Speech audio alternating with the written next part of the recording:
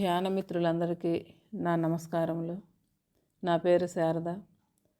మన గురువుగారైనటువంటి పత్రిజీ ప్రణామములు తెలియజేస్తున్నాను. స్మరణం మధురం అన్న పుస్తకం రమణ మహర్షి గురించి ఆయన శిష్యురాలైనటువంటి టిఆర్ కనకమ్మ గారు వ్రాసి ఉన్నారు. 36 దేహమెరుగని పెద్ద ఆత్మ. నేను ఇక్కడికి వచ్చిన మొదట్లో శ్రీ అరుణాచలేశ్వర ఆలయంలోని పెద్ద ఏనుగును ప్రదక్షిణ రోడ్లో తీసుకెళ్తూ మావటివాడు ఆశ్రమంలోకి నడిపించి భగవాన్ దర్శనం చేయించేవాడు. ఆశ్రమం వారు ఇచ్చే ప్రసాదాన్ని చక్కగా తిని వెళ్ళబోతూ భగవాన్ ముందు నిలబడి తొండము ఆకాశాన్ని అందుకునేలా ఎత్తి గిరి అంతా ప్రతిధ్వనించేలా ఘీంకరించి సాగిపోయేది. ఓసారి అమెరికన్ యువకుడు వచ్చి భగవాన్ ఫోటోలు తీస్తుండగా ఈ గజరాజు అరుదించాడు. గోశాల నుండి తిరిగి వస్తున్న భగవాన్ దాని పక్కన నిలబడగా వారి ఇరువురి ఫోటోను ఆ యువకుడు తీశాడు. అమెరికా వెళ్ళాక ఫోటోను పంపాడు అతడు. మౌని శ్రీనివాసరావు తెచ్చి భగవాన్కు చూపారు. మేమందరము కూడా ఎంతో ఆసక్తితో తిలకించాము. ఆ ఫోటో వెనకాల ఇంగ్లీషు మాటలున్నాయి. అది ఏమని సూర్యనాగమ్మ గారు అడిగారు. భగవాన్ కులాసాగా నవ్వి, అదా, దేహం తెలియని పెద్ద ఆత్మ, ఆత్మ నిరగని పెద్ద దేహము ఒకచోట నిలిచాయి అని రాశారు అన్నారు భగవాన్. దాన్ని వివరించమన్నారు నాగమ్మ గారు. భగవాను సావకాశంగా ఇలా చెప్పారు. ఏముంది, ఏనుగు అంత పెద్ద దేహంతో ఉన్నా ఆత్మని ఎరుగక ఎంత ఆహారం ఇచ్చినా చాలదు అన్నట్టు ఘీంకరిస్తుంది. అందుకో ఏమో దాన్ని ఆత్మనెరుగని పెద్ద దేహము అన్నాడు. ఇక నేనైతే తూలుతూ ఊగుతూ మెల్లిగా ఎలాగో నడుస్తుంటాను కదా, బహుశా అందుకేనేమో నేను దేహం ఎరుగని పెద్ద ఆత్మను అట. అదేనేమో అతని సందేశం. అవును, అది నిజం. భగవానులు ఎప్పుడూ శరీర సంబంధం లేనట్లే ఉంటారు అన్నాడు ఓ భక్తుడు. భగవాన్ నవ్వుకుంటూ, బాగుంది, ఒక్కొక్కరు ఒక్కో రకంగా వర్ణిస్తున్నారు. దక్షిణామూర్తిలా ఉన్నావని, దండకమండలాలతో దండపాణిలా కనిపిస్తానని, ఇంకా ఏదో వర్ణిస్తుంటారు. మంచిదేగా, ఏదో ఒకటి అన్నారు. ఇంకొకరు జడభరతుడు కూడా ఎప్పుడూ దేహభావనే లేనట్లు ఉంటారు అని చెప్తారు కదా అన్నారు. అవును అన్నారు భగవాన్. దేహధ్యాస లేని పెద్ద ఆత్మయేనా వారును అన్నాడు అతను. కాకపోతే ఏంటి, జడుడు అంటే రాయిలాగా పడి ఉన్నాడు అని కాదు, దేహాన్ని లక్ష్యపెట్టక ఆత్మస్వరూపుడుగా ఉండుట చేత వారు జడభరతుడు అని వివరించారు భగవాన్. ఇటువంటి సందర్భంలో శ్రీ కుంజస్వామి భగవాన్ గురించి ఓ విషయం చెప్పగా నా మనసు అట్లే నిలిచింది. భగవానుల తల ఎప్పుడూ వణుకుతున్నట్లుగా ఊగడము, శరీరం తోలడము వంటి లక్షణాలు చూశాను. వారు ఏకాంతంలో ఉండగా నేను వారిని ఈ ఊగడము, కంపించడము మరియు నడి వయసులోనే చేతికర సహాయం ఏమిటి అని వినయంగానే ప్రశ్నించాను. అది విని భగవాన్ నవ్వుతూ, వింత ఏముంది, అది ఒక చిన్న గుడిసెలో పెద్ద ఏనుగును కట్టిపడేస్తే ఆ గుడిసె గతి ఏమిటి, ఇది అంతే అన్నారు. ఈ మాటలోని అంతరార్థాన్ని గ్రహించడానికి ఆధ్యాత్మ పరిపక్వత ఉండాలి. ఒక్కోసారి భగవాన్ పరిహాసంగా, చూశారా, మీకందరికీ 2 కాళ్ళే, నాకో 3 అంటే నవ్వేస్తారు. 37 వంటింట్లో భగవాన్. భగవాన్ వంటశాలకు వెళ్ళి అక్కడ వంటలు చేసే భక్తులతో పాటు తాము కూడా పాల్గొనేవారు. రకరకాల వంటలను వండే విధానం వారికి నేర్పేవారు. అయ్యాక వంటకాలను తాము రుచి చూసి అక్కడున్న వారందరికీ రుచి చూపించేవారు. ఇలా వారి నుంచి అందిన ప్రసాదం తిన్నవారికి మనసు ఆనందంతో నిండిపోయేది. భగవాన్ అలా రావడానికి ఒక కారణం ఉంది. వంటింట్లో సేవలు చేసే భక్తులకు హాలులో జరిగే సత్సంగ విశేషాలు వినే భాగ్యం లేదు. నిజానికి వారిలో చాలామంది సాధనా లక్ష్యంతో వచ్చిన వారే. అయితే వంటశాలలో పని చేయడానికి ఎవరూ లేక చిన్నస్వామి వీరిని అక్కడ సేవలో పెట్టేవారు. అక్కడ భగవాన్ సాన్నిధ్యంలో అంతా ధ్యానం చేసుకుంటూ వారి ప్రవచనాన్ని వింటూ ఆధ్యాత్మ లాభాన్ని, ఆనందానుభవాన్ని పొందుతున్నారు కదా, మనకి అవకాశం లేదే అన్నకించే వారిలో ఉండేది. దానిని పోగొట్టి వారు చేసే సేవ ఇబ్బంది పడకుండా వారికి ఆధ్యాత్మ లాభం చేకూర్చి వారిని సంతృప్తిపరచడానికి భగవాన్ ఈ విధంగా చేసేవారు. ఓసారి ఎందుకో మరి పప్పు ఉడకలేదు. అక్కడికి వచ్చిన భగవాన్, కాస్త ఉప్పు తగిలించండి, ఉడికిపోతుంది అన్నారు. ఉప్పు వేస్తే పప్పు ఉడకదని ఎవరూ లేవలేదు. వెంటనే వారు దోసెటి నిండా ఉప్పు తీసుకుని ఉడికే పప్పు మీద గుమ్మరించారు. అయ్యింది పప్పు పని అనుకున్నారు అంతా.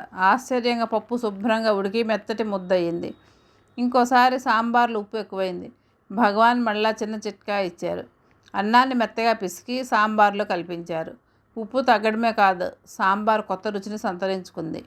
ఇలా ఎన్నెన్నో ఉపాయాలు, కిటుకులు, చిట్కాలు, రుచులు, కూరలు తరగడము, ఇడ్లీకి చట్నీ రుబ్బడము, కూరలు వండడము, రకరకాల సాంబార్లు పెట్టడము వారికి సహజ విద్య. వారణాసి సుబ్బలక్ష్మమ్మ గారు భగవాన్ హాలులో సోఫాపై కూర్చుంటే శ్రీకృష్ణుడు మధురానగరంలో దర్బారు చేసినట్లు ఉంటుంది. ఇక వంటింట్లోని వారి చేష్టలు బృందావన గోకులకృష్ణుడు గోపికలతో నెరపిన సరస సల్లాపాల్లా ఉంటాయి అని అన్నారు. ఓసారి చట్నీ రుబ్బడానికి కూర్చున్నారు వారు.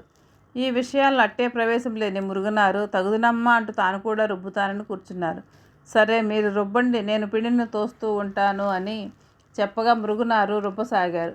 భగవాన్ తన పని తాను చేసుకుంటూ పాత సంగతులు ముచ్చటించసాగారు. కొండపై ఉన్న రోజులలో అమ్మ వంటకి రుబ్బురోలు ఉంటే బాగుండును అన్నారు. ఇవాళ రుబ్బురోలు అంటావు, రేపు తిరగలి, ఎల్లుండి రోలు రోకలి అంటూ కొనసాగిస్తావు. ఈ సంసారానికి అంతుండదు అని ఆవిడ కోరికలపై నీళ్లు చల్లేవాడిని అంటూ ఇలా జరిగిన సంఘటనలు ఎన్నో పప్పును తోస్తూనే చెప్పసాగారు. మురుగునారు చెవులు వాటితో పాటుగా చేతులు కూడా అప్పగించి వినడంతో పని సాగట్లేదు. భగవాన్ పప్పు తొయ్యడానికి చేతులు కూడా అప్పగించి వినడంతో భగవాన్ పప్పు తొయ్యడానికి రావట్లేదు. మురుగునారుకు జరిగేది ఏమీ తెలియట్లేదు. చూశారు భగవాన్. పక్కన గిన్నెలో నీళ్లు తీసి మురుగునారు ముఖం మీద కొట్టారు. మురుగునారు తుండుతో తుడుచుకుని ఏమైంది అన్నారు. చెప్పేది వినడమే తప్ప పని సాగనక్కర్లేదా? ఇలా అయితే భక్తులకు ఉపవాసమే. రుబ్బండి అంటూ హెచ్చరించారు భగవాన్. భగవాన్కు ఇలా ఆటలాడడం, వేడుక చేయడం మామూలు ముచ్చట్లే. ఇది జీవునితో ఈశ్వరుని లీల. బ్రహ్మ వస్తువు తాను స్వయం పూర్ణమై ఉండి పరిమిత జీవులతో క్రీడలు ఆడుతూ ఆనందం పంచడాన్నే లీల అని శాస్త్రాలు వర్ణించాయి. 38 అడిగేది వివేకానందుడేనా? భగవానుల సత్సంగ సన్నిధి మౌన గంభీర శాంత సుఖ సముద్రముగా అలరారుతూ ఉంటుంది. వారు సోఫాలో కూర్చుని తమకు ప్రత్యేకమైన కరుణా కటాక్ష వీక్షణాలను వెదజల్లుతూ భక్తులను మైమరచిపోయేలా చేసేవారు. వారలా స్వరూపంగా ఉంటేనే చాలు, వచ్చిన వారికి అడిగేందుకు ఏమీ తోచదు, తన్మయులే కూర్చుంటారు. ఈ అనుభవం భగవాన్ సన్నిధికే ప్రత్యేకం. ప్రత్యక్షంగా పాల్గొనే వారికి జీవితంలోని అత్యంత విలువైన ఆత్మానుభూతికి అర్థము తెలిసి ఆ అనుభూతి కూడా లభించే అదృష్టం పడుతుంది. అయితే కొంతమంది ప్రశ్నల ద్వారా సందేహాలు తీర్చుకోవాలని కూడా కోరుకుంటారు. వారిలో కొందరు ఆ ప్రశ్నల ద్వారా తమ ప్రజ్ఞా పాఠవాలను ప్రదర్శించాలి అనుకుంటారు. అరుదుగా కొందరు స్వామినే పరీక్షించాలని చూస్తారు. దురదృష్టం ఏమంటే వారు ఒక వెలలేని అవకాశాన్ని చేజేర్చుకున్నామని కూడా తెలియక వెళ్ళిపోతారు. ఒకనాడు అలాగే అక్కడి మౌన సభను భంగపరుస్తూ ఓ యువకుడు ప్రశ్నించాడు. స్వామి, శ్రీరామకృష్ణులు వివేకానందునికి స్పర్శ మాత్రం చేతనే నిర్వికల్ప సమాధిని ప్రసాదించారు అట. అదేవిధంగా నాకు కూడా తమరు ఇయ్యగలరా? భగవాన్ మౌనంగానే ఉన్నారు. యువకుడు సమాధానం కోసం ఆతురతగా ఉన్నాడు. కొంచెం గడిచాక అడిగేది వివేకానందుడేనా అన్నారు స్వామి. అంతే. అతను తలవాల్చి కొంచెం ఉండి లేచి వెళ్ళిపోయాడు. తరువాత భగవాన్ ఇలా వివరించారు. ఎవరికీ తమను గూర్చిన ఆలోచన లేదు. అతనికి ఆ అనుభవానికి తాను అర్హుడను అనే విశ్వాసం. ఎందుకంటే తనను గూర్చిన అవగాహన లేకపోవడం వల్ల. తనను తాను విచారించుకోని మనసు ఇతరులను విచారించి విమర్శించాలని చూస్తారు. ఇది అన్ని అనర్థాలకు హేతువు. అతని ఆలోచన ఏమంటే, ఈయన్ని అందరూ స్వామి అంటున్నారు, చుట్టూ చాలామంది చేరి కూర్చున్నారు, వీరి మహిమ ఏమిటో పరీక్షించి చూద్దాం అని. శ్రీరామకృష్ణులకు ఉన్న శక్తి సామర్థ్యాలు నాకున్నాయో లేవో పరీక్షించాలి అనుకున్నాడే కానీ వివేకానందుడికి ఉన్న అర్హత పక్వత తనకి ఉన్నాయా లేవా అని విమర్శ చేయలేదు. ఇతరులను విచారించే ముందు తనని తాను విచారించుకుంటే సకలానికి సమాధానం తనలోనే ఉన్నదని గ్రహిస్తారు అంటూ ఇలా ప్రసంగించారు. ఈ హితోపదేశం ఆ యువకునికి మాత్రమే కాదు, ఇతరులను విమర్శించే వారి అందరికీ వర్తిస్తుంది. అలాగే కొంతమంది శాస్త్ర చర్చలు చేసి అందులో ఏవో లోపాలను ఎత్తి చూపుతూ వాదించాలని చూస్తారు. అలాంటి సమయాల్లో భగవాన్ను ఈ సందేహాలు ఆ శాస్త్రాలు రచించిన వారికి లేవు కదా, ఉంటే వారే చూసుకుంటారు, మనకెందుకు? ఆత్మను తెలుసుకోవడానికి శాస్త్రాల ఆవశ్యకత అంతంత మాత్రం. పైగా శాస్త్రాలను గురించి చర్చలు, సిద్ధాంతాలను గురించి వాదాలు సాధకులను ఆత్మజ్ఞానానికి దూరం చేస్తాయి. అందుచేత హెచ్చరిక ఎల్లవేళలా అవసరం అని సాధకుల మనసులు చెదిరిపోనీకుండా హితోపదేశం చేసేవారు. 39 బంగారు చిలుక. శ్రీ మాతృభూతేశ్వర ఆలయ కుంభాభిషేక మహోత్సవానికి ఇక కొద్ది రోజులే ఉంది. పనులన్నీ చకచకా జరుగుతున్నాయి. అప్పటికే ఆలయ నిర్మాణానికి కళ్యాణ శోభ వెళ్ళి విరిసింది. యాగశాలలన్నీ అత్యుత్తమ రీతిలో సిద్ధమై సనాతన శైవ సంప్రదాయం ఆవిష్కృతమైంది. కార్యక్రమానికి కావలసిన వస్తు సామాగ్రి ఆకాశగంగలా ప్రవహించింది. వాటిని సక్రమంగా కేటాయించి వరుసలో అమర్చారు. ప్రొఫెసర్ టీకే దొరస్వామి అయ్యర్ ఈ కార్యక్రమ నిర్వహణలో ముఖ్య పాత్ర పోషిస్తూ దండధారిలా నిర్వహించసాగారు. వారు భార్యతో సహా తిరువణ్ణామలైలో మకాం వేసి ఊళ్ళో అద్దె ఇంట్లో ఉంటూ భగవాన్ దర్శనం చేసుకొని ధ్యాన సాధన కావించుకుంటూ సేవలు నిర్వహించేవారు. అయ్యర్ భార్య యోగాంబ దేవి ఉపాసకురాలు. భగవాన్ పట్ల అమిత భక్తి. భక్తులను ఇంటికి ఆహ్వానించి వారి ద్వారా భగవాన్ సంగతులను వింటూ పొంగిపోయేవారు. అందరికీ చేదోడు వాదోడుగా ఉంటూ చేతనైనంత సహాయం చేయడంతో వారి ఇల్లు భక్తులతోనూ దీనులతోనూ కళకళలాడేది. యోగాంబ శ్రీ మాతృభూతేశ్వర సన్నిధిలోని గర్భాలయ ఉత్తర కుడ్యంపై ఉన్న శ్రీ యోగాంబికాదేవి మూర్తికి ఒక బంగారు చిలుకను తయారు చేయించి అంబకు కైంకర్యం చేశారు. దంపతులు ఇద్దరూ భగవానులకు ప్రణమిల్లి ఆ బంగారు చిలుకను శ్రీవారి చేతిలో ఉంచారు. యోగాంబికామూర్తి హస్తానికి అలంకారంగా ఈ చిలుకను బహుకరిస్తున్నామని వినయ విధేయతలతో చెప్పారు. అలాగా, సరే సరే అంటూ ఆ స్వర్ణ సుఖాన్ని తమ పవిత్ర హస్తాలతో మృదువుగా అటూ ఇటూ తిప్పి స్పృశిస్తూ దాని అందాన్ని మెచ్చుకున్నారు.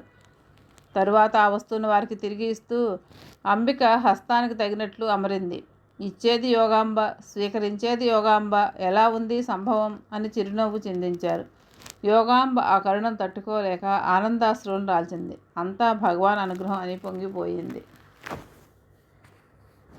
40 కట్టుబాట్లు. ఓ రోజు విదేశీయుడు హాల్లోకి వచ్చి కింద కూర్చోలేక ఒక మడత కుర్చీని తెచ్చుకొని భగవాన్కి కొంత దూరంలో కూర్చోబోయాడు. అది పద్ధతి కాదు అంటూ సేవకులు వారించారు. పాపం ఆ ఫారిన కుర్చీ తీసుకుని వెళ్ళిపోయాడు.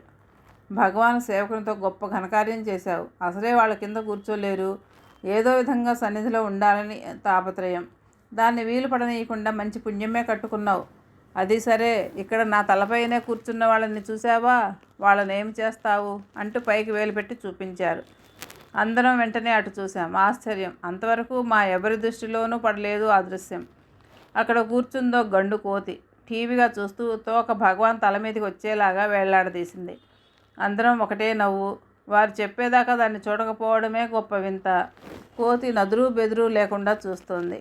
మన మాటలకు లొంగే వారిని లోకువ చేసి బయటకు పంపేస్తాం. ఇలాంటి లొంగని వారైతే ఏం చేస్తాం? మనమే బయటకు పోవాలా? కింద అయితేనేం, పైన అయితేనేం, అంతా తలంపే కదా అని అందరికీ తాకి వచ్చేలా ఉపదేశించారు. Like, share, subscribe and click the bell icon.